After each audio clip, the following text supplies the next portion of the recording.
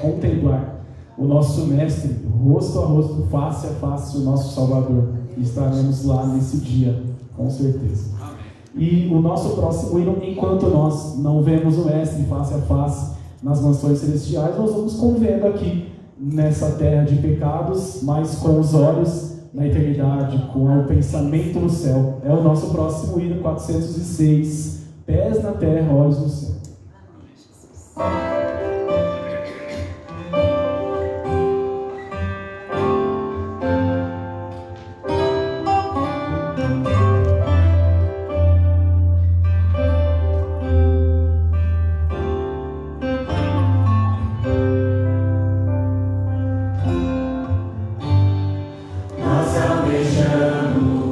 Outro lar, um novo Éden pra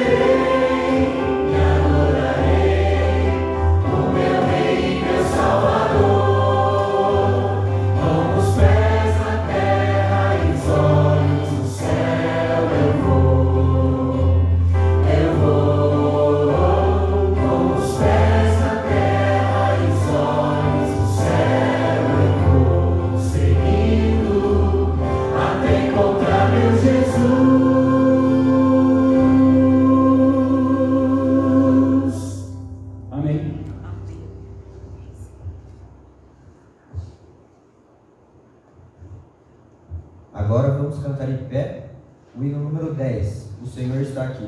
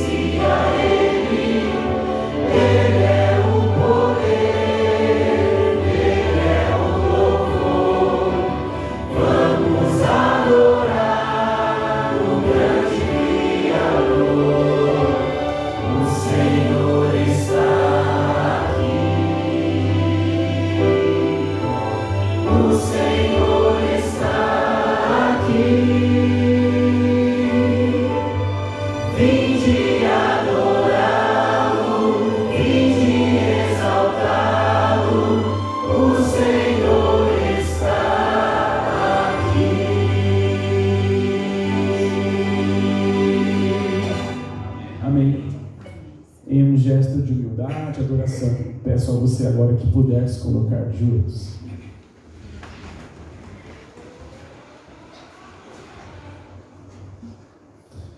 Senhor, querido Deus, querido Pai que estás nos céus, obrigado porque o Senhor está aqui, Pai. E diante da sua presença nós nos curvamos e se cala toda a terra, porque o Senhor é Deus.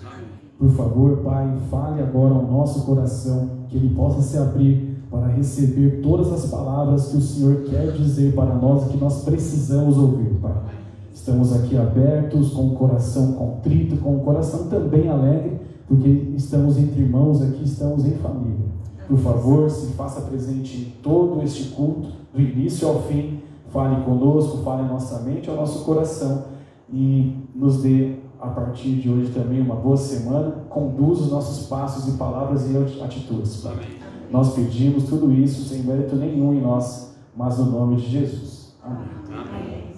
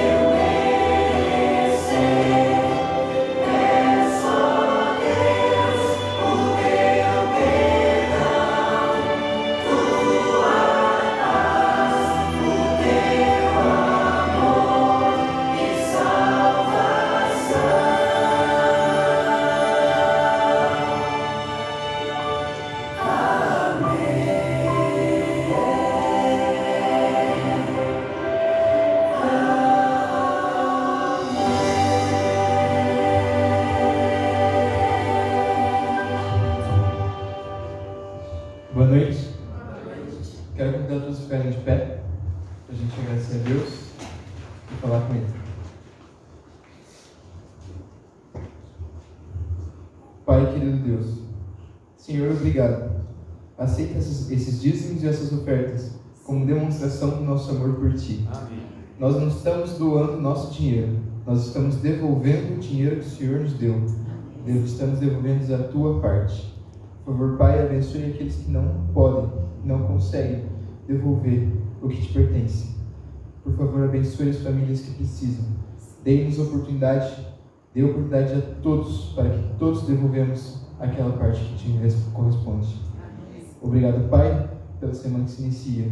Por favor, perdoe nossos pecados, nossos erros. Continue nos guiando, nos fortalecendo na fé, que a nossa comunhão com o Senhor só cresça cada dia mais. Amém. Que a gente volte em casa em segurança e que a semana se inicie da melhor maneira possível, louvando o Teu nome. Nós agradecemos por tudo, em nome de Jesus. Amém. Amém.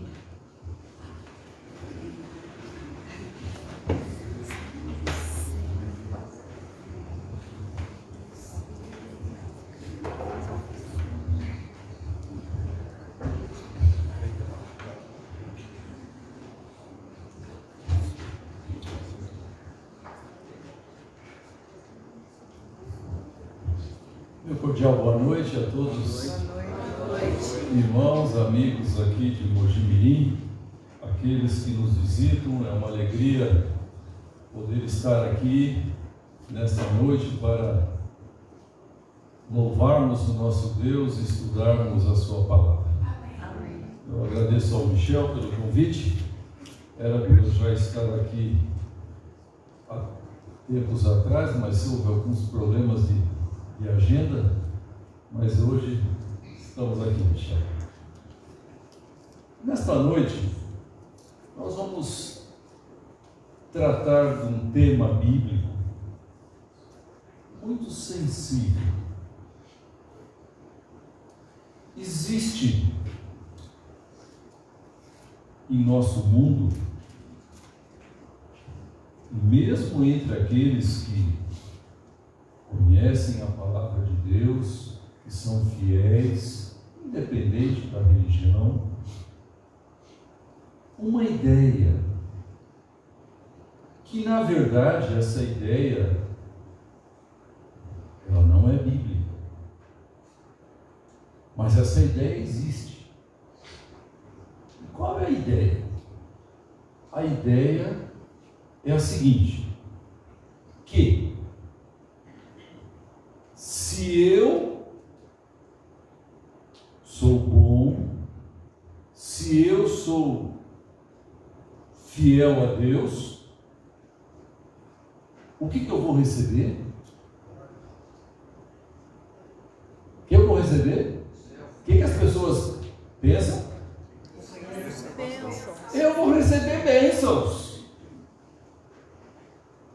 E como falaram aqui também, eu vou receber o céu, é verdade?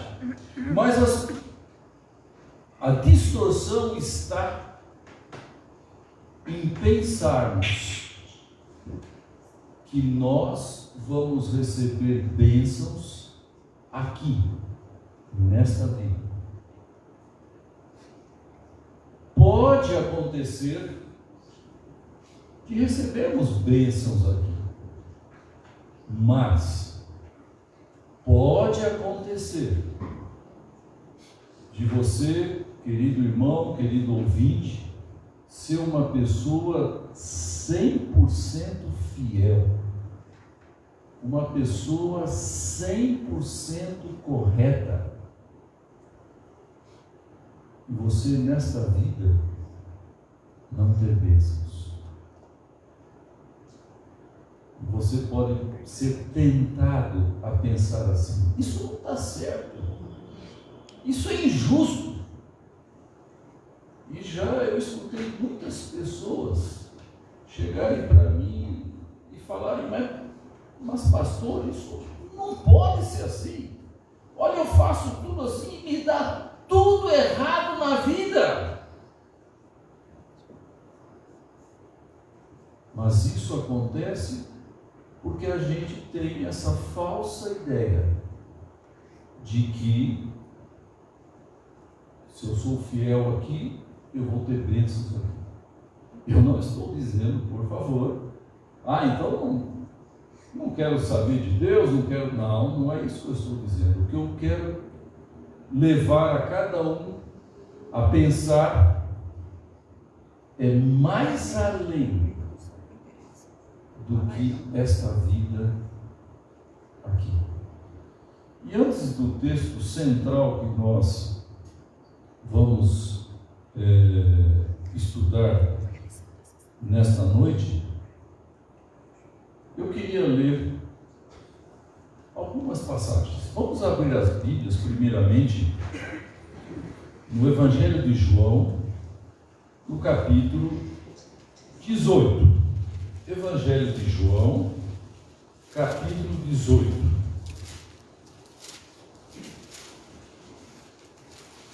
Nesse texto, está falando já das cenas finais da vida de Jesus, e especificamente o versículo 36 que nós vamos ver. Jesus preso, já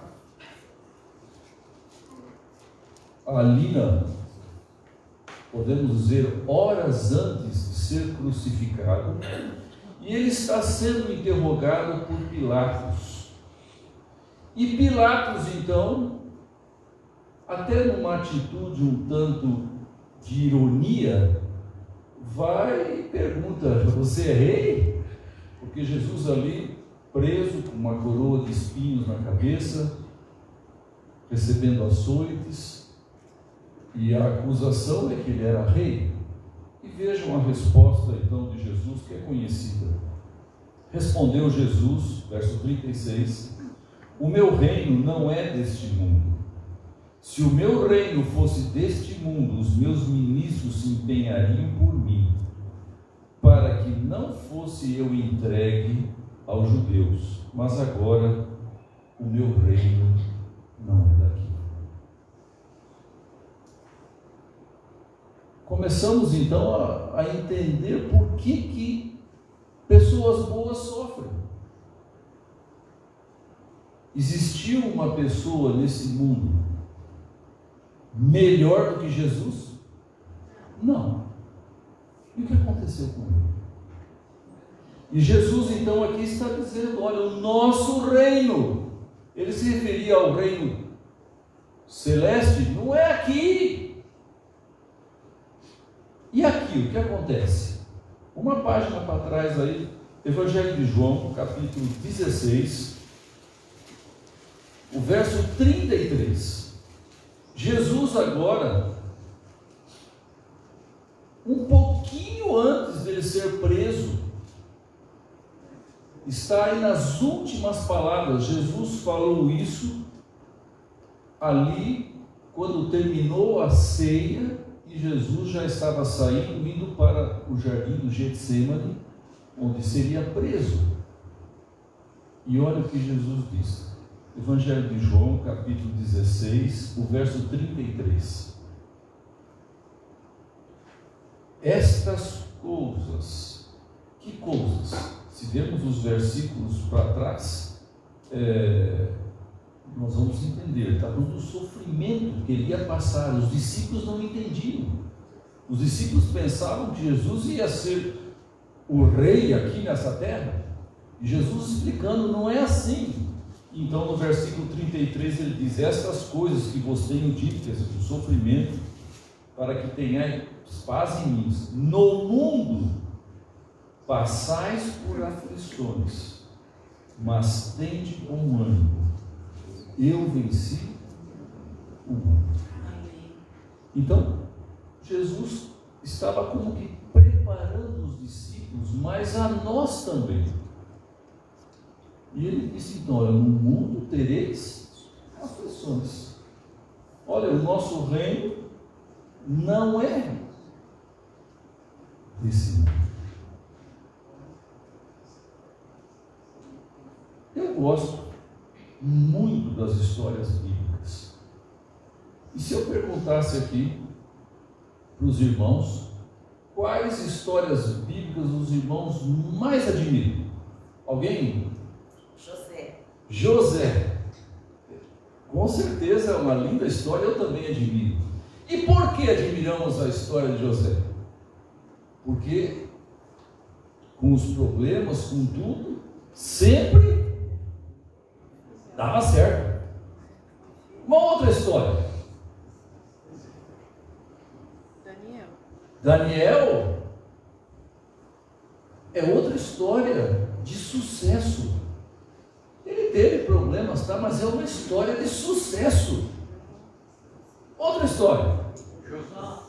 Josué é outra história também de sucesso. Podemos falar de Davi, Jó, entende? Depois no final ele teve o dobro de tudo que ele havia perdido. Hoje nós lemos o capítulo 1 de Jó, no Reavivados por sua palavra, e ele perdeu tudo, mas no final, os irmãos conhecem a história do garoto que estava lendo um livro de história policial, e ele ia lendo o livro e o bandido só levando vantagem, ele lendo e ele angustiado e o bandido levando vantagem. Uma hora ele não aguentou e foi lá na última página. E aí ele viu que o bandido foi preso. E disse que aí ele ia lendo o livro e ele pensava, você vai ver no final. Você vai ver no final. Pois bem, nós gostamos de histórias de sucesso. É muito difícil alguém dizer para mim, olha, pastor, eu gosto da história de João Batista. Por quê? Veja, Jesus falou o seguinte: entre os nascidos de mulher não houve nenhum profeta maior do que João Batista. Mas ninguém gosta da história de João Batista, porque nós temos muitas vezes essa ideia: se eu sou bom, se eu sou fiel, eu vou ter bênçãos aqui. E isso não é real. Pode acontecer com alguns, como com José, com Davi, com Daniel, com Jó, mas não é assim. E nós então ficamos incomodados. Já pessoas se acercaram de mim, pastor, nós cuidamos da alimentação em casa, tudo certinho, respeitamos os princípios, somos vegetarianos, não consumimos praticamente coisas industrializadas. E por que nosso filhinho está com câncer? Por quê? Nós somos fiéis, pastor. Deus esqueceu de nós. E vamos abrir a Bíblia ainda antes de irmos ao texto principal. No Evangelho de Mateus, capítulo 13. Ali tem uma parábola que explica um pouquinho essa situação. Evangelho de Mateus, capítulo 13, a partir do versículo 24, vem Jesus contando ali a parábola do trigo e do joio. Nós não vamos ler a parábola toda, os irmãos conhecem, mas o que diz ali é que um homem, um fazendeiro, que tinha um campo, ele foi e preparou o seu campo da melhor maneira possível. Tudo que ele fez era muito bom. Comprou a melhor semente e semeou no campo.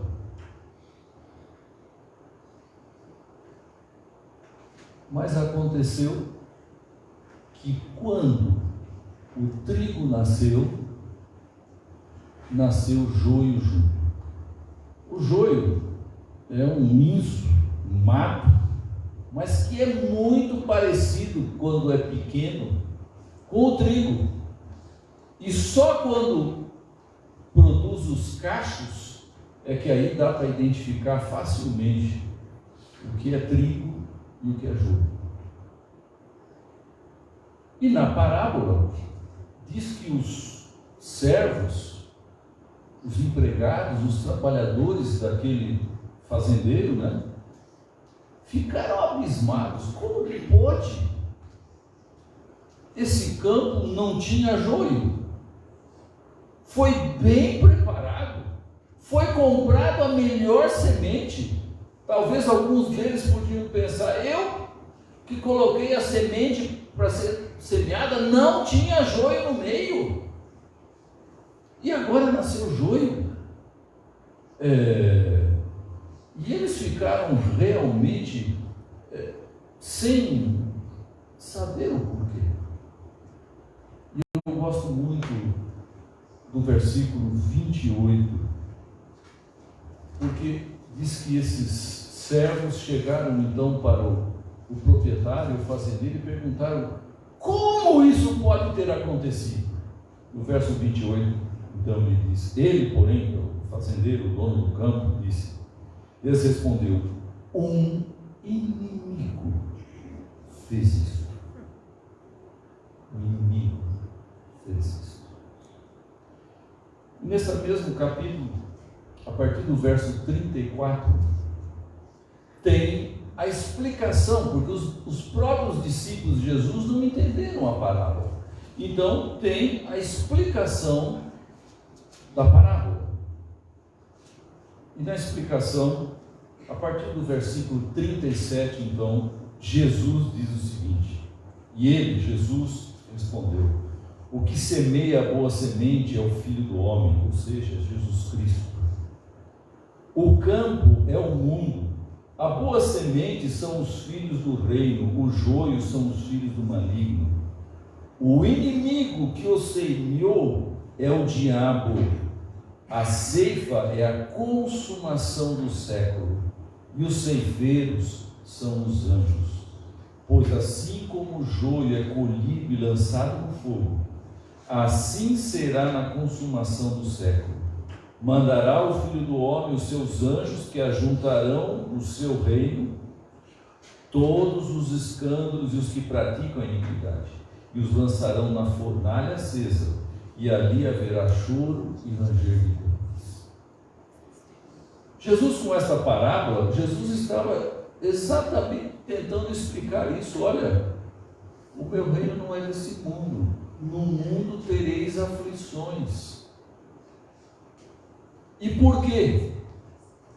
O inimigo fez isso. Agora, quando nós estamos passando pelo problema, é difícil muitas vezes nós pensarmos: o inimigo fez isso. E a pergunta que nos vem é a seguinte: por que Deus? Deus nos ama. O inimigo fez isso. E por quê? Porque o meu reino, o nosso reino não é deste mundo. E o que conta é o final. Então é como a história do bandido lá, que a gente vai vendo, mas escuta, eu faço tudo certo e só tomo na cabeça. Mas temos que ter em mente: o nosso reino não é desse mundo. Pois bem, agora vamos ao texto principal da mensagem dessa noite. Com esta introdução, nós vamos estudar o Salmo de número 73. O Salmo 73 é um salmo muito especial, e ele trata exatamente deste tema que nós introduzimos. Esse salmo foi escrito por Asaf. Quem era Asaf? Asaf era o responsável pela música do templo. Ele era o compositor. Se fosse hoje, ele seria o Jader Santos da atualidade. E Asaf é o segundo autor que mais salmos escreveu. Quem mais salmos escreveu foi Davi, que escreveu 73. Asaf escreveu 12. É o segundo que mais escreveu.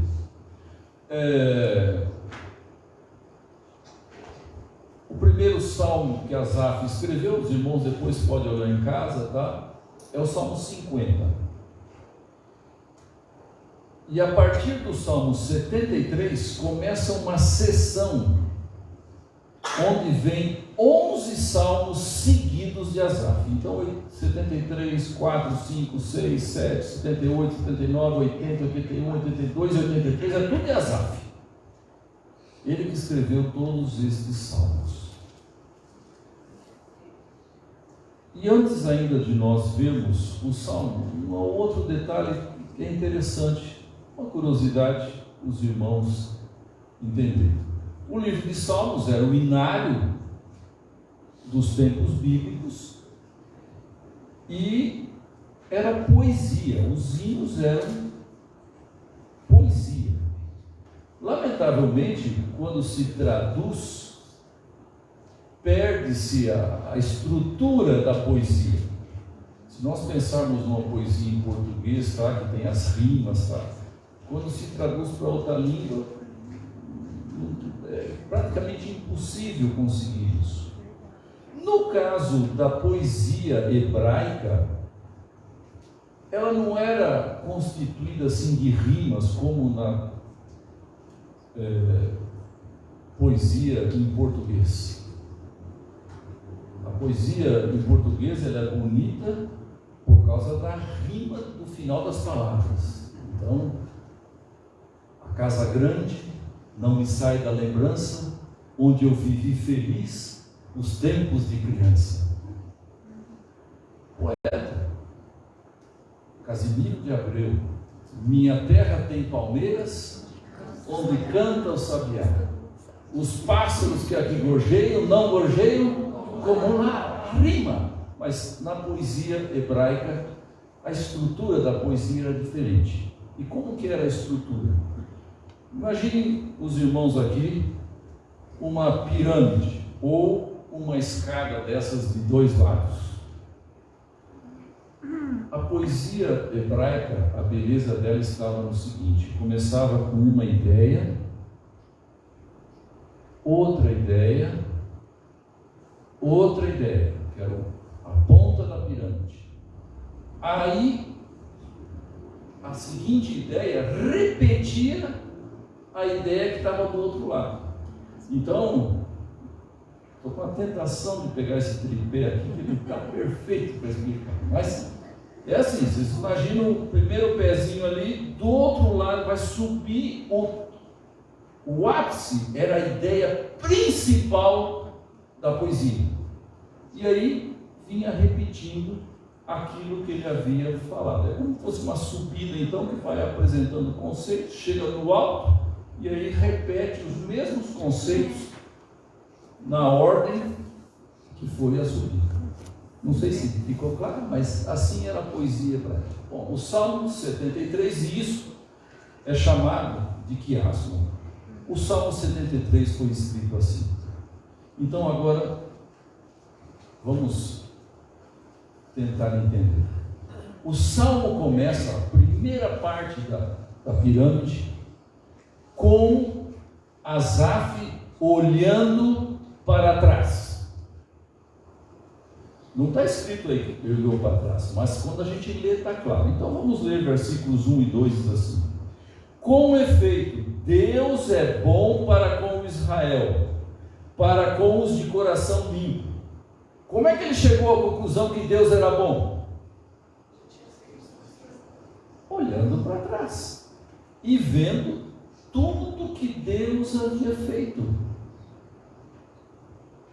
para o povo de Israel. Então, ele estava olhando para trás. Verso 2: quanto a mim, porém, quase me resvalaram os pés. Pouco faltou para que se desviassem os meus passos. Ué, se Deus é bom, por que Ele literalmente está dizendo: eu quase perdi a fé, eu quase abandonei a Deus, foi por pouco. Então agora vem a segunda parte da escada. E na segunda parte da escada, Asaf olha para os lados. Então primeiro ele olhou para trás na sua vida, na vida do povo de Deus, e viu quantas bênçãos Deus já havia concedido. Agora ele olha para os lados e olha o que ele viu. Verso 3. Por que ele quase se perdeu? Pois eu invejava os arrogantes ao ver a prosperidade dos perversos. Para eles não há preocupações, o seu corpo é sadio e nédio. Não partilham das canseiras dos mortais, nem são afligidos como os outros homens. Daí a soberba que os cinge como um colar, e a violência que os envolve como um manto. Os olhos saltam-lhes da gordura, do coração brotam-lhes fantasias, motejam e falam maliciosamente, da opressão falam com altivez, contra os céus desandam a boca, e a sua língua percorre a terra. Por isso o seu povo se volta para eles e os tem por fonte de que bebe a largos sorvos, e diz: como sabe Deus? Acaso há conhecimento do Altíssimo? Eis que são estes os ímpios, e sempre tranquilos aumentam as suas riquezas. Então veja, qual é o problema de Asaf? Ele olhou para trás e viu que Deus era bom, mas quando ele olhou para os lados, ele viu a injustiça desse mundo. Ele pensou nos justos enfermos e falou: olha, eles fumam, bebem, fazem de tudo, não tem princípio, eles estão sadios. E aqui, olha, aquele filhinho daquele irmão fiel está com câncer. Com eles não acontece nada. Olha, eles são injustos, mas a riqueza deles só aumenta. Sabe, ó, e ele vai dando vários exemplos. Por exemplo, ele diz ali, no verso 10, né, que o povo se voltava para eles, ou seja, o povo os admirava. Roubam, mentem, fazem falcatruas, mas o povo tem eles como heróis. E eu aqui, sendo fiel a Deus, vindo à igreja, tratando bem os outros. O que Asaf está dizendo: olha, eu quase que eu me escorreguei, quase revalaram meus pés, olhando para os lados. E é difícil. Quem é que gosta de injustiça? Alguns anos atrás, eu fui a São Paulo com a minha esposa, e quando já estávamos para retornar, paramos num semáforo, numa avenida, e eu já era o quarto veículo parado, porque o semáforo estava vermelho. E veio um sujeito com uma caminhonete atrás, e eu só escutei o freio dele, bom, na minha traseira. Ele bateu com tanta força que ainda jogou meu carro no da frente. Então meu carro amassou atrás e amassou na frente. E amassou o outro que estava na frente de mim e o outro lá na frente ainda. Aí o sujeito desce do carro e fala assim: o senhor parou de repente? Eu era o quarto carro. Parou de repente, o semáforo já estava parado lá há vários segundos. Bom, o resumo da história foi o seguinte: busca os seus direitos. E eu estou buscando até hoje. Brincadeira, eu não fui buscar nada. não tem o que fazer. Entende? Infelizmente eu tinha seguro, mas tive que arder com franquia, com tudo. E o sujeito saiu da verdade. O que Asaf estava vendo são situações desse tipo. Porque ele estava olhando para os lados. Agora, na seguinte etapa, então, primeira etapa, ele olhou para trás e viu que Deus era bom. Mas quando ele olhou para os lados e ele viu a prosperidade dos maus, aí ele, opa! A terceira parte, ele agora olha para dentro de si. A partir do verso 13, então, ele diz: com efeito, inutilmente conservei puro o coração e lavei as mãos na inocência, pois de contínuo sou afligido e cada manhã castigado. Se eu pensar em falar tais palavras, já aí teria traído a geração de meus filhos. Em só refletir para compreender isso, achei muito pesada tarefa para mim. Então agora, depois de olhar para trás, de olhar para os lados e ver toda a injustiça, toda a maldade, ele olha para dentro de si. E ele então é tentado a pensar, sabe uma coisa? Servi a Deus inutilmente, conservei puro coração, lavei as mãos na inocência, e cada manhã, cada dia eu só tenho problemas. Em outras palavras, vale a pena servir a Deus? Essa era a interrogação que ele tinha na mente. E agora então vem o ápice da poesia, lembra da pirâmide. Primeiro olhou para trás, segunda parte olhou para os lados, na terceira parte olhou para dentro, e agora na terceira parte, na quarta parte, que é o ápice, ele vai olhar para cima. Vamos ler? Versículo 17. Quer dizer, ele estava com todas essas ideias, servir a Deus inutilmente. Será que vale a pena servir a Deus, ser fiel? E agora então, olha o que acontece. Até que entrei no santuário de Deus e atinei com o fim deles. Tu certamente os pões em lugares escorregadios e os fazes cair na destruição, como ficam de súbito assolados, totalmente aniquilados de terror, como ao sonho quando se acorda, assim, ó Senhor, ao despertares desprezará a imagem deles. Então, o que aconteceu agora? Agora ele olha para cima, ele foi ao templo, ele foi à igreja, e ao ele estar ali, agora na igreja, pensando em Deus, está vendo por que é importante vir à igreja? Por que é importante você parar, ter um momento para meditar na palavra de Deus?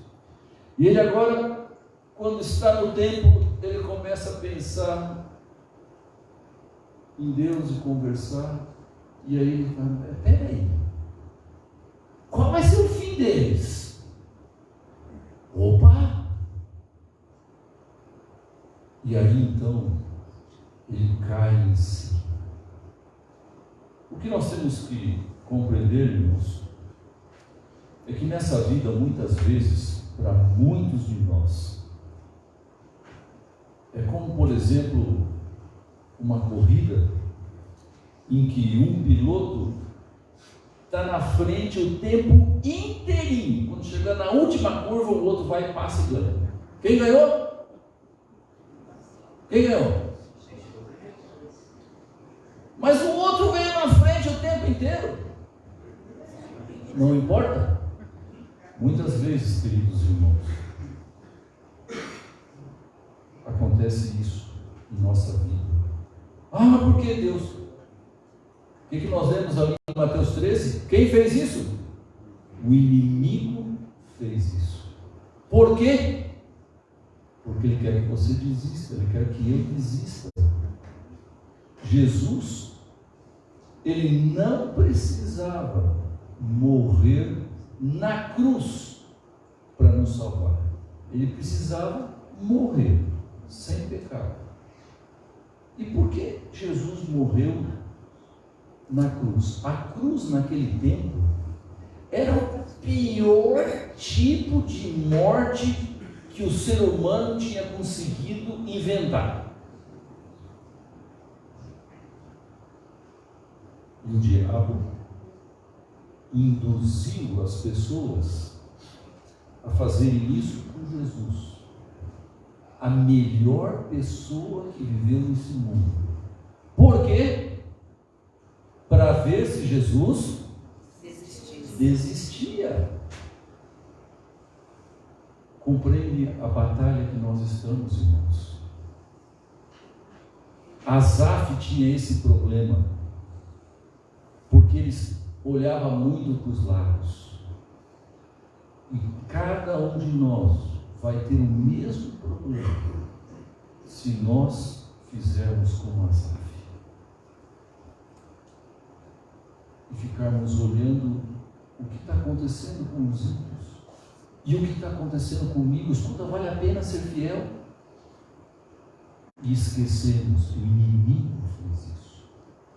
Bom, Asaf agora está salvo, porque ao ele olhar para cima, ele compreendeu que o reino nosso não é desse mundo, e o que importa é o final. E ele falou: agora entendi qual é o fim deles. Então agora a poesia continua voltando agora à pirâmide. Então, qual foi o passo anterior?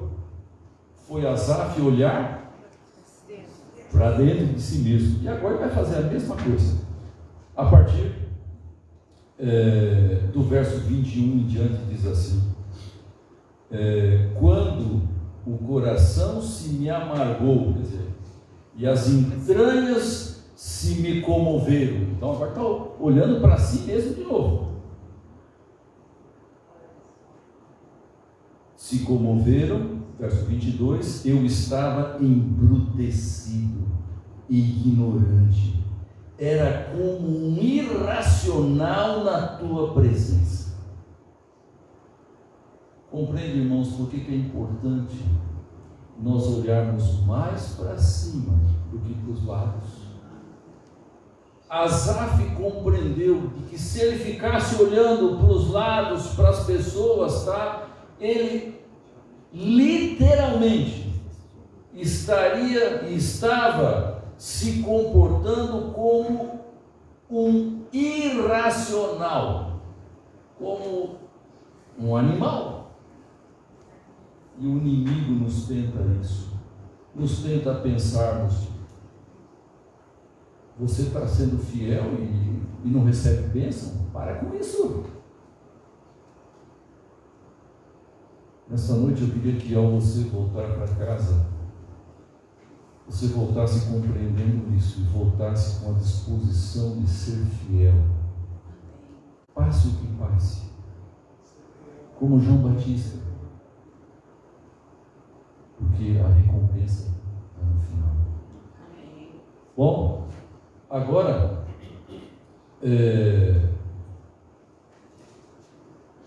a outra perna, outra vez Asaf vai olhar para os lados. Então, olhou para trás, olhou para os lados, olhou para dentro, olhou para cima, olhou para dentro outra vez, agora vai olhar para os lados outra vez. Assim era a estrutura da poesia. E agora então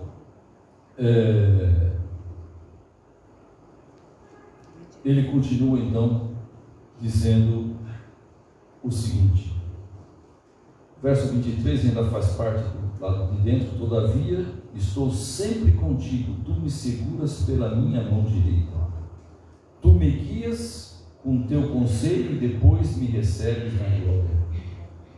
Quem mais tenho eu no céu? Não há outro em quem eu me compraza na terra. E agora sim, verso 26. Ainda na minha carne o meu coração se desfalece. Deus é a fortaleza do meu coração e a minha herança para sempre. E olha o verso 27. Os que se afastam de ti, eis que perecem. Tu destróis todos que são infiéis para contigo. Então, agora ao olhar novamente para os lados, ele entendeu: bom, vão ser todos os que praticam a injustiça, como diz o Apocalipse, serão destruídos. E agora ele termina, não olhando para trás, mas agora ele termina olhando para frente.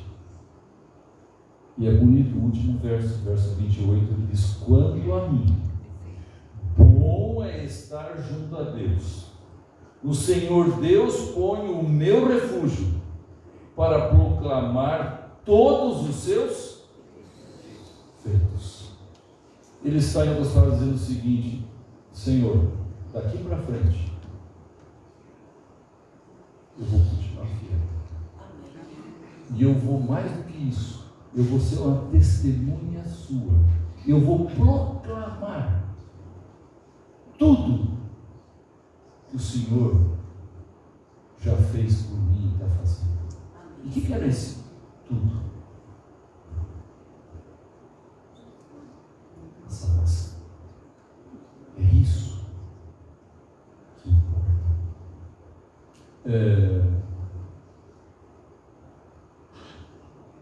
A grande questão, para encerrarmos, é esta: é nós olharmos pela fé para frente. E o último texto que eu queria ler, Hebreus capítulo 11, capítulo da fé, o versículo 25. E ali está falando de Moisés. Moisés, conhecemos a história, é outra história bonita. Moisés, ele poderia ser faraó do Egito. Talvez, querido irmão, você poderia ter uma casa nova, um carro novo, se você fosse desonesto, se você mentisse, você poderia ter um monte de coisas se você não fosse fiel a Deus. É assim. Mas veja o que diz o verso 25, servindo a Moisés. O 24 também. Pela fé, Moisés, quando já homem feito, recusou ser chamado filho da filha de Faraó, preferindo ser maltratado junto com o povo de Deus, a usufruir prazeres transitórios do pecado. Querido irmão,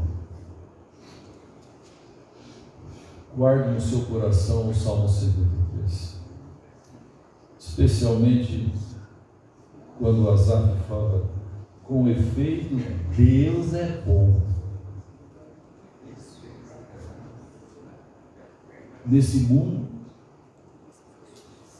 é mais fácil sofrermos injustiças, é mais fácil sofrermos problemas com os seres humanos, problemas de saúde, do que a gente ter prosperidade. A estatística mostra que 10% da riqueza do mundo, 10% dos mais ricos do mundo tem 50% de tudo desse mundo. E 90% tem só os outros 50%. Então é mais fácil a gente passar necessidade, sofrimento.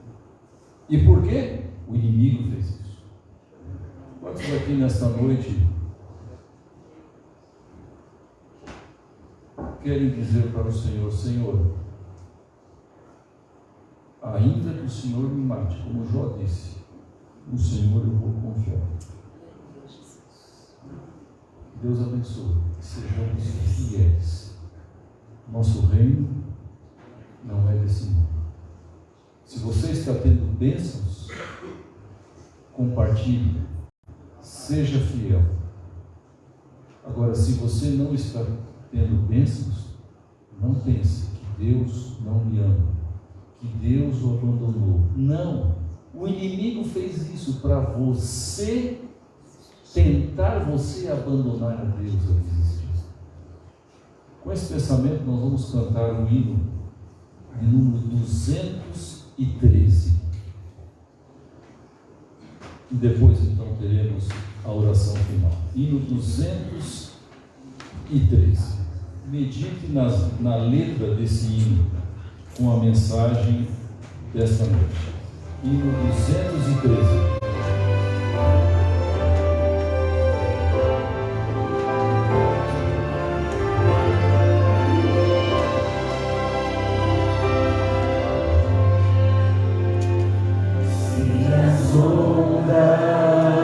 Desta vida destruírem tua fé e fizerem que duvides de que em breve voltarei.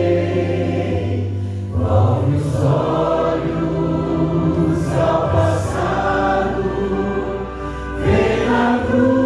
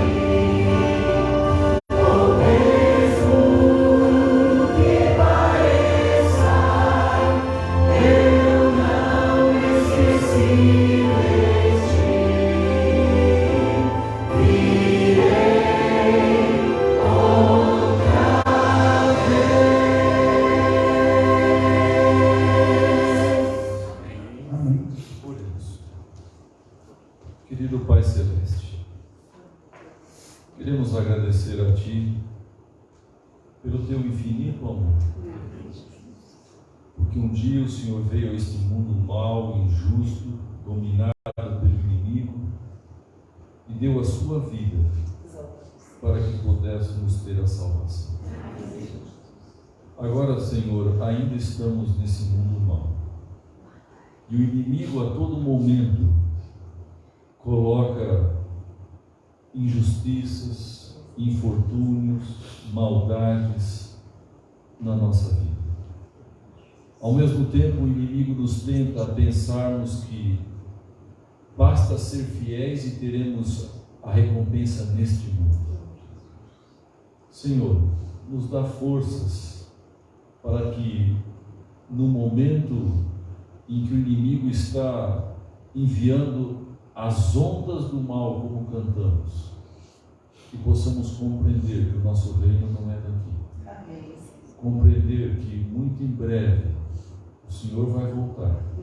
E aí sim, nós vamos viver eternamente no lar de justiça, de retidão, num lar de amor. Amém. Se alguém aqui nesta noite, neste momento, Senhor, está enfrentando ondas difíceis, se o inimigo está trazendo problemas familiares, problemas de saúde, problemas financeiros, falta de trabalho, Senhor, fortalece a fé desta pessoa, que mesmo em meio de toda esta situação, ele mantém a certeza que no fim há um céu me esperando. Amém. É o que nós pedimos e agradecemos em nome de Jesus. Amém. Amém.